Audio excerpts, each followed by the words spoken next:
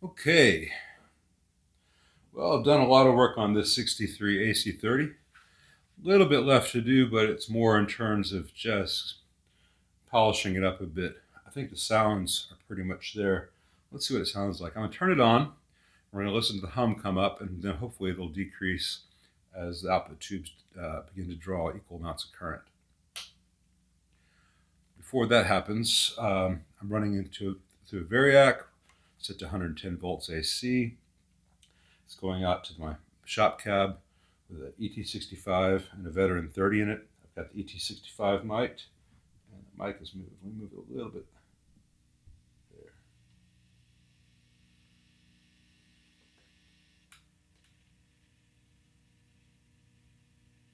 So that's an acceptable amount of hum for a JMI.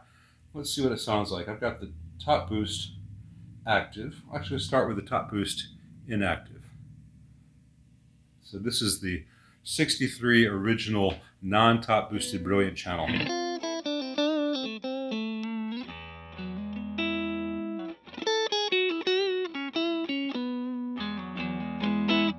Sounds a little bit anemic at that level. If you turn it up, however, you get some cool things.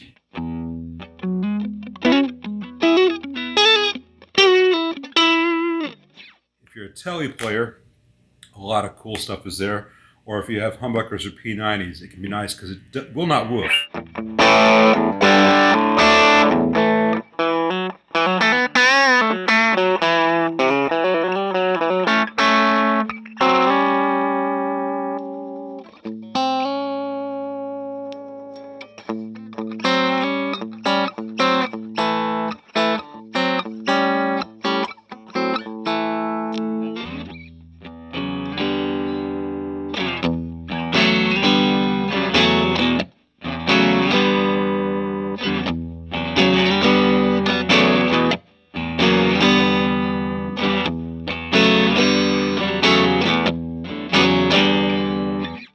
Not a ton of lows, but in a band context, that can be great. However, we'll turn the gain down to compensate, and we'll put the top boost back in place.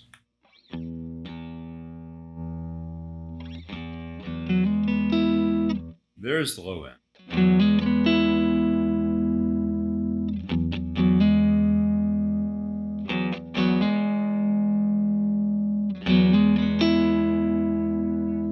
Dial on the high end.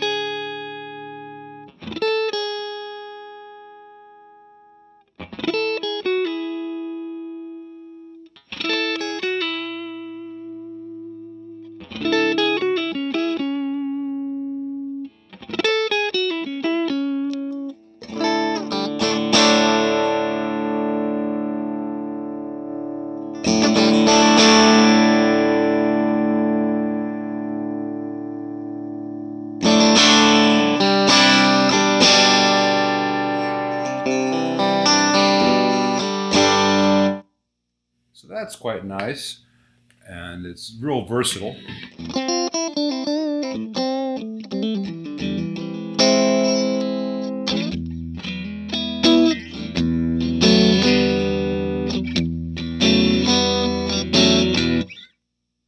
So that's the brilliant channel, both top boosted and non. Let's do the normal channel. Now the normal channel on these amps can be a little bit dark and woofy, just the nature of how the stock circuit works.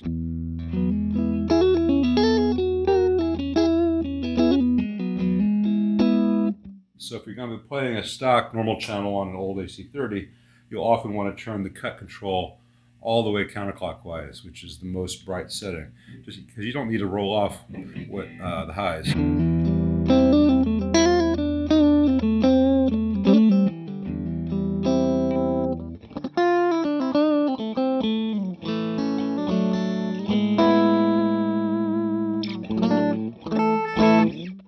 And that's a very nice sounding full channel. Takes humbuckers pretty well, we'll get to that. But you have to have the cut all the way off to get any real high end out of it. If I put the cut where I had it when I was using the top boost channel, gets even darker. So what I will often do on reissues, and I think after talking to the owner, I'm going to do it on this 63 because it's had so many other changes, is I'm going to put a very small bright cap on the normal channel. Not to make it a bright channel, but just to make it so that if you set the cut control to sound good with the top boost circuit, and then you go to the normal channel, the highs stay a little more balanced. And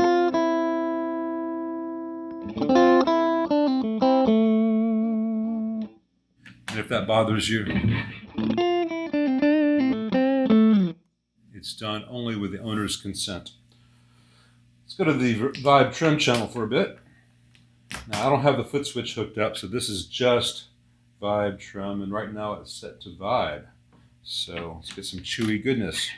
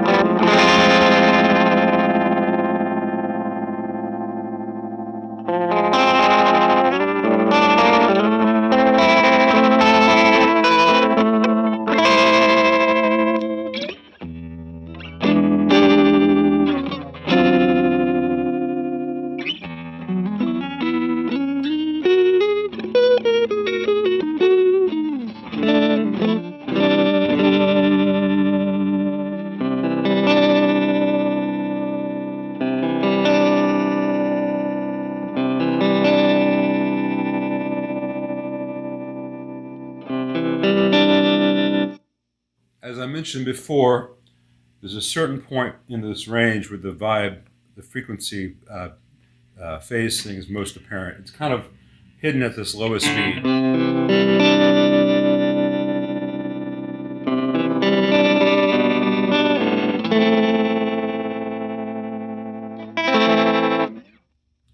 So if it was just the vibe option, I'd change the speed available. But when you go to tremolo, so you don't have that phase thing,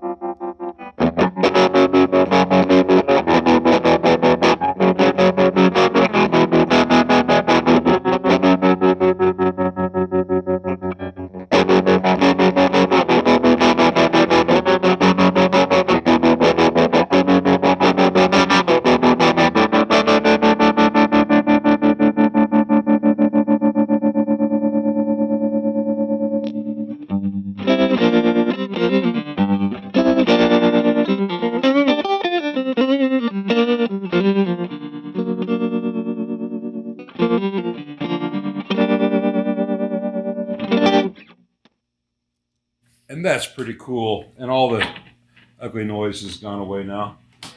Now let's do some other fun stuff. We're going to stay playing around with this in a certain way. Let me get another cable.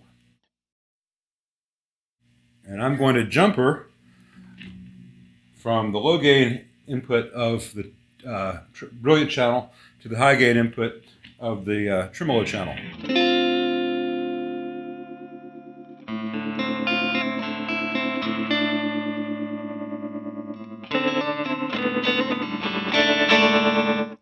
And if you use one of these on stage with an AB box, say or ABY is best, you could go between this sound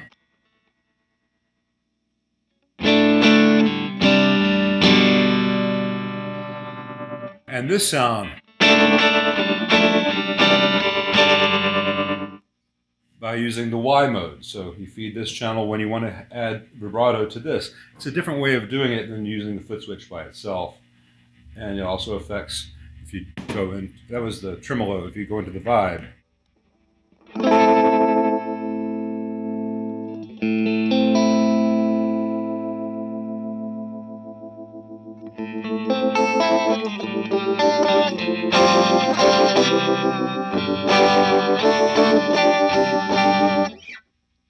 and I like that better than using the vibe channel by itself, vibe trim channel by itself, because when you're using the vibe trim channel by itself, you just have that one sound. This way you're adding it to the brilliant, the top boosted channel. You have more options. Now if I do that same thing with the non-top boosted, they have a different phase relationship. So here's the non-top boosted brilliant channel. We're going to bring in the vibe.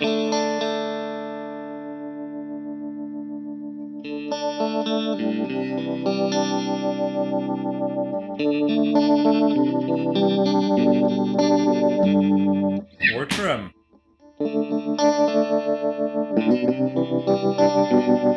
Now notice here on tremolo we have a phase thing happening that you don't have using either by itself. It's because this channel and this channel are now out of phase.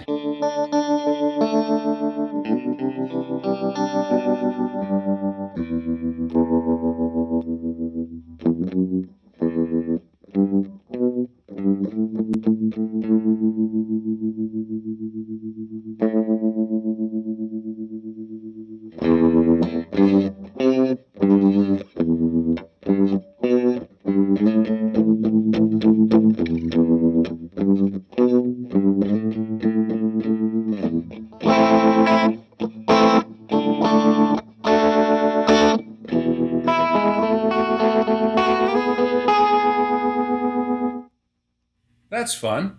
So let's try that doing the normal channel instead of the brilliant channel, adding the vibrato into it. Those sounds as you plug and unplug will get adjusted when I change out those resistors on that network. So here's the normal channel.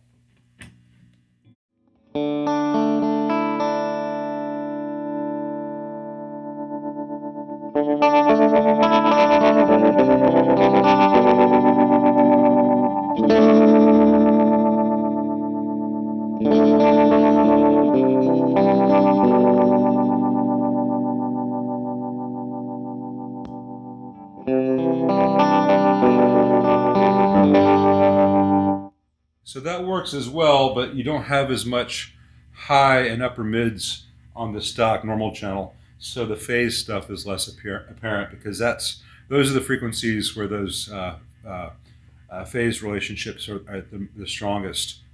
But the other trick you can do with the JMI or the TBX or ones that I have specifically modded to have this feature is that the top boosted brilliant channel and the normal channel are out of phase with each other in stock form.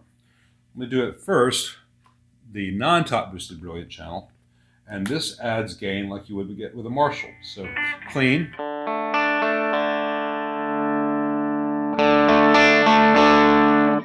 Just more gain. No big whoop there, jump rhythm, you can get a boost. That's also another nice use for an ABY box. But when you have the brilliant channel in top boost mode, these channels are out of phase. So as you bring this bass channel up, the normal channel up, you get a mid-range scoop because this has a lot of high end, but not a ton of lows. This has a lot of low end, not a ton of highs. And the thing they have in common is the mids. So as they cancel out, they scoop a little bit, gets a little fendery. So here's the top boost without the added normal.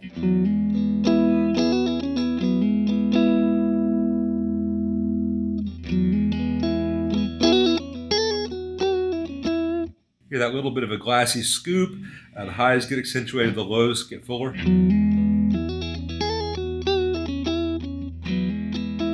Versus.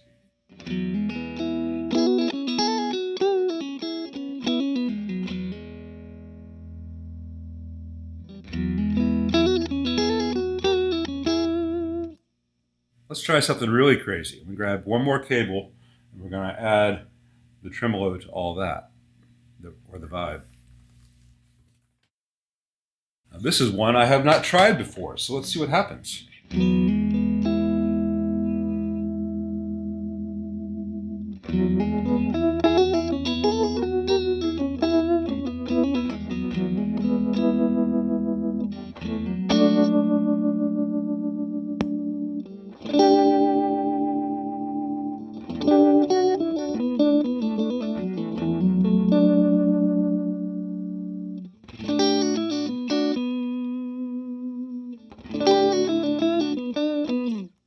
That's pretty cool. So you can have an ABY box, or you may have an ABC XY box to get the most out of this. Now, granted, in performance, you won't be doing all these radical things. You may just say, I'm gonna have top boost, and I'll sometimes jumper in the trim, whatever, or I'll just use the amp in stock form and turn the trim on if I go to that channel using the foot switch.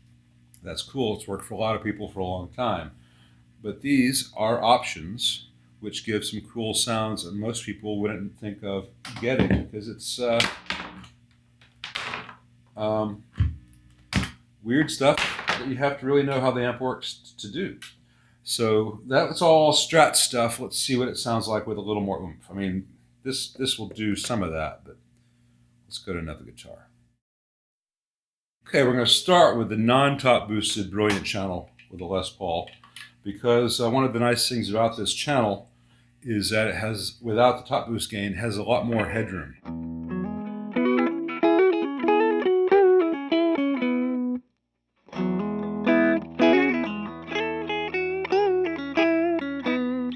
So you can do a lot of cool things with P90s and Humbuckers, especially if you're playing a part within a larger sound stage. If you're in a band with a lot of texture, you have a keyboard, you got another guitar, you got a busy drummer. You don't need the full frequency range. You can just go.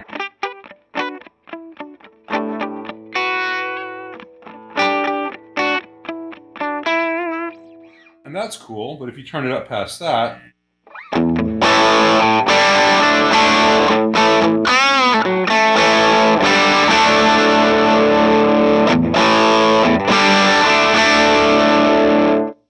you get a very full sound, but it doesn't have a lot of the lows. So again, it slots in a band context.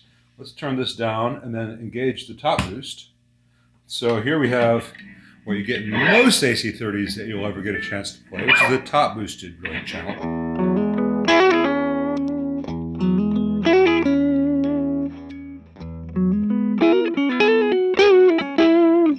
I've got the volume turned way down in comparison, because it does not have a lot of headroom with the top boost setting. But that's cool for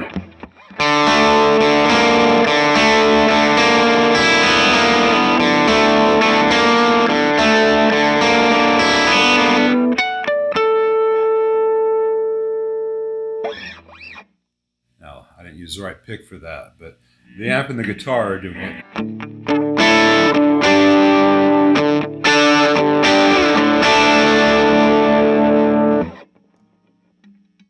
People forget that the general topology of the top boosted AC30 circuit is very similar to a 5.6FA Bassman, which means it's similar to a JTM45 Bluesbreaker, which means it's very similar in a lot of ways to most Marshall plexis. And so I've got treble and bass around 1:32 o'clock.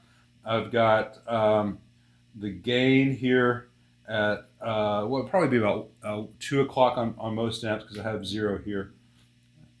1 or 2 o'clock, and all of a sudden, without any real effort,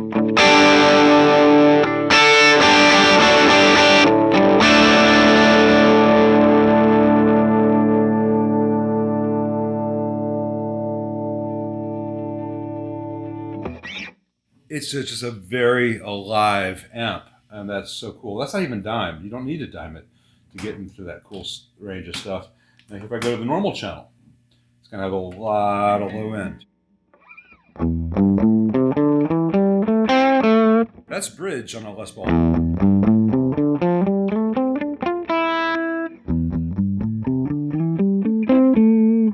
that could be a bit much. But what you can do on this amp or the other non-top boosted is, again, grab my jumper cable. Just as you would on a Marshall, I'm going to get some of the sound from the Brilliant channel. I'm going to blend in some of the low end from the normal channel.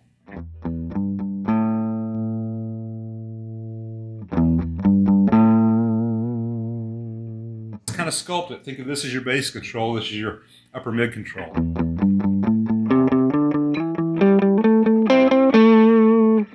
That's for a semi-clean. If I go up to crunch,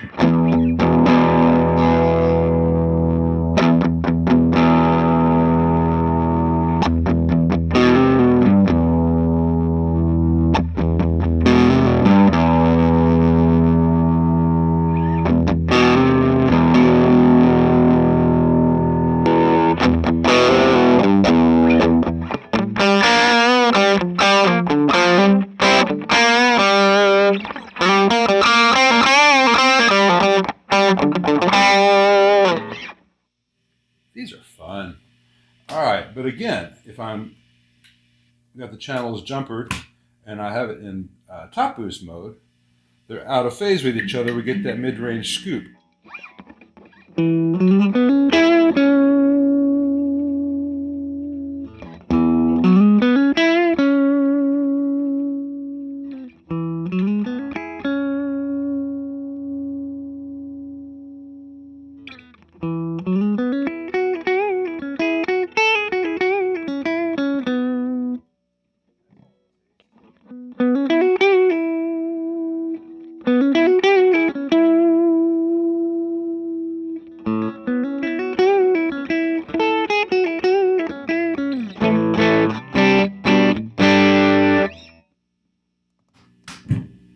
And all the other channel jumpering tricks work the same, but it's worth pointing out that while the Vibe Trim channel doesn't have a ton of gain compared to the others, if you push it with a humbucker guitar,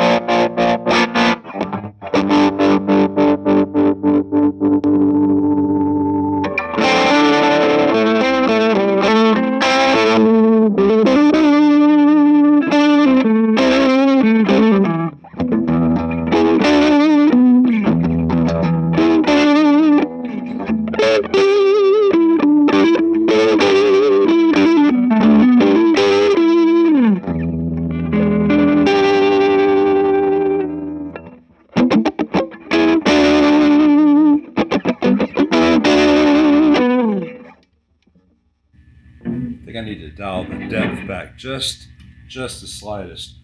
But God, these amps are just fun.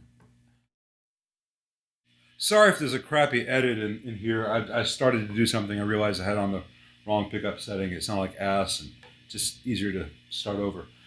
There's a hidden thing on this tone stack, on the treble, the Brilliant channel top boosted. Whereas if you roll it, both of them all the way back, you get a very characteristic sound.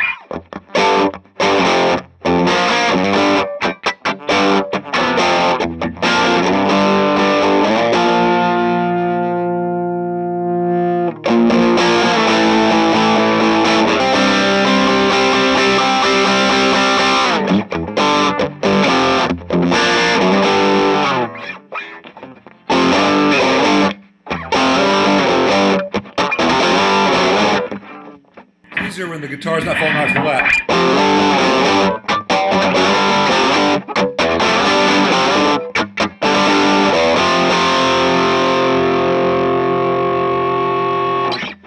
And that same setting gets you another well-known sound. If you have a bridge, an ES345 with flats would be the most appropriate.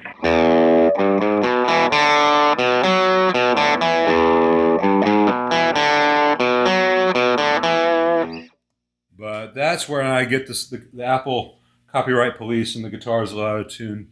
So we'll stop here for today's fun with the 63 AC30.